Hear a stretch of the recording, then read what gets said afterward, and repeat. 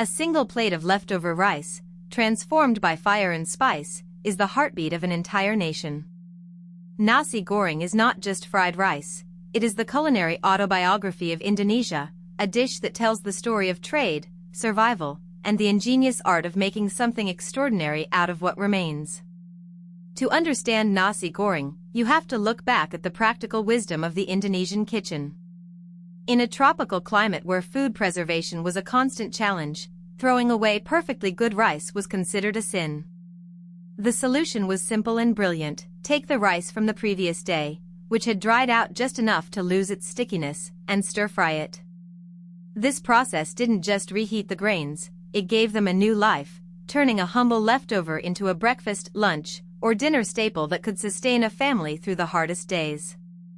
The technique itself arrived on the shores of the Indonesian archipelago centuries ago, carried by Chinese immigrants who brought their woks and their stir-frying traditions with them. But while the method was imported, the soul of the dish became distinctly Indonesian. It was a beautiful collision of cultures. The Chinese wok provided the high-heat searing necessary for that elusive, smoky flavor known as wok hei, but the seasoning became a reflection of the local landscape. The true magic of authentic Nasi Goreng lies in the bumbu, or the aromatic spice paste. This is where the dish stops being a simple fry-up and starts becoming a masterpiece. A traditional bumbu is a labor of love, usually pounded by hand in a stone mortar and pestle. It starts with shallots and garlic, the foundational aromatics of Southeast Asian cooking. Then comes the chile, providing a heat that wakes up the palate without overwhelming the delicate grains of rice. But the secret weapon is terasai, a pungent, fermented shrimp paste that adds a deep, savory, umami-rich backbone to the entire dish. Then, there is the defining ingredient, Kecap manis. If you want to identify a true Indonesian Nasi Goreng, look for the color. It should be a rich, dark mahogany, stained by this thick, syrupy, sweetened soy sauce. Unlike the thin, salty soy sauce found in many other parts of the world, Kecap manis is infused with palm sugar.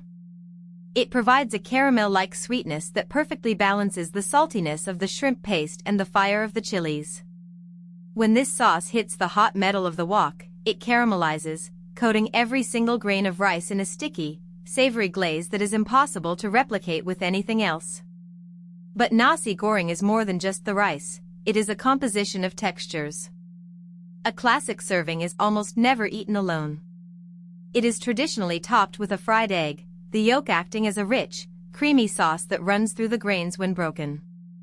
Beside it, you will almost always find krupuk, those airy, crunchy shrimp crackers that provide a necessary snap against the soft rice. Fresh slices of cucumber and tomato are added not just for color, but for a cool, crisp contrast to the heat of the spices. It is a dish that balances every element of the human palate: sweet, salty, spicy, savory, soft, and crunchy. What makes Nasi Goreng truly iconic is its democratic nature. You will find it served on a plastic plate at a humble street-side cart, where the cook has been perfecting their recipe for 30 years, and you will find it on the menu of the most elegant hotels in Jakarta. It is the great equalizer of the Indonesian diet. It is the meal you grab at midnight after a long shift, and the meal you share with family on a slow Sunday morning. It is a dish that does not demand a specific social class or a special occasion, it only demands that you appreciate the history held within the grains.